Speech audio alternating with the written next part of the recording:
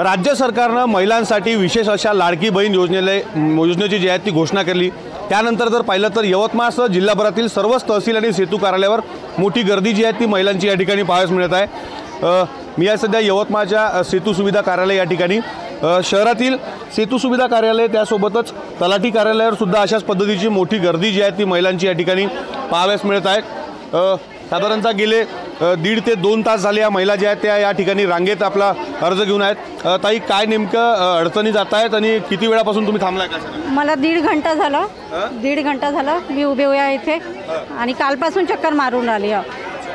बस आणखीन काही नंबर लागला नाही। काय काय अडचणी जात आहेत फॉर्म भरायला? गर्दी खूप आहे, आम्हाला नंबर नाही लागत, उभे राहावं लागते, पाऊस येऊन राहिला वरून।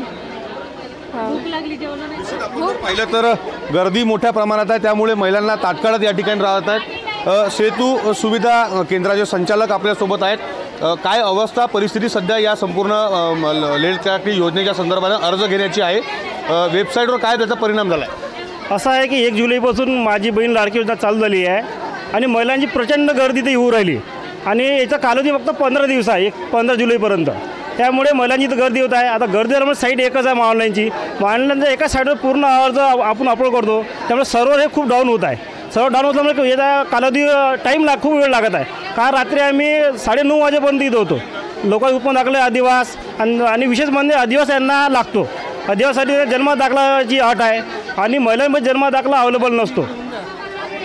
जन्म दाखलाची अट आहे त्यांना त्यामुळे जन्म दाखला अवेलेबल नाही आणि शासनाने जन्म दाखल्याची अट त्यांनी केली आहे। विशेष म्हणजे कालावधी 15 दिवस दिले आहे, हे कालावधीसुद्धा वाढून द्यायला पाहिजे जेणेकरून लोकांना सगळ्यांना त्याचा लाभ भेटला पाहिजे। निश्चित एक जर पाहिलं तर अशा पद्धतीचा हा अर्ज जो आहे तो लेक लाडकी या योजनेच्या अंतर्गत महिला ज्या त्या ठिकाणी घेऊन येत आहेत। या अर्जामध्ये जर पाहिलं तर जन्माची नोंद जी आहे ती असणं आवश्यक असल्याचं सांगितलं, त्यासोबतच जन्माचं ठिकाण जे आहे ते असणं आवश्यक असल्याचं या ठिकाणी या योजनेमध्ये नमूद केलं आहे। मात्र अनेक ठिकाणी जर पाहिलं तर महिलांकडे जन्म प्रमाणपत्र नाही, त्यासोबतच जन्मस्थानाची त्या ठिकाणी ठिकाण जे आहे त्या जन्मस्थानाची नोंद नसल्यामुळे अनेकांना आल्या पावली जे आहेत ते परत या ठिकाणी जायची परिस्थिती जी आहे ती या ठिकाणी पाहायला मिळत आहे। शिवाय सरवळमुळे सुद्धा अनेक अडचणी ज्या आहेत ते या ठिकाणी महिलांना जात आहेत। विवेक गावंडे, TV9 मराठी, यवतमाळ।